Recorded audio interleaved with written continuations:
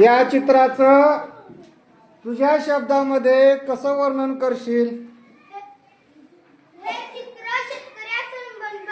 संदर्भात म्हणायचं बाळा.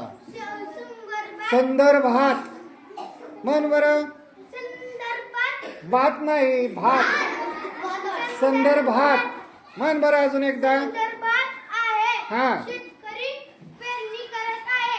हा. शेतकऱ्याला त्याची बायको मदत करत आहे. छान. शेतकरी लवकर फुलकत आहे कारण की आकाशात काळे ढग जमा झाले आहे. अरे वा, छान. बर, आता या शेतकऱ्याला 2 प्रश्न विचारायचे आहेत तुला. कोणते विचारशील? शेतकरी दादा तुम्हाला मदत कोण करते? दुसरा विचार अजून. शेतकरी दादा तुम्ही शेताची राखण कशी करता? अजून एखादा विचार.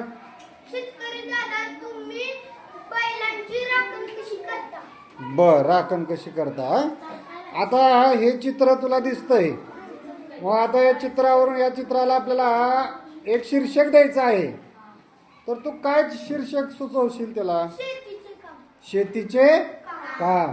अजून एखादं दुसरं कुठलं देता येईल? नांगरणी. नांगरणी. Very good. अजून काय देता येईल? धूळ पेरणी. Very good.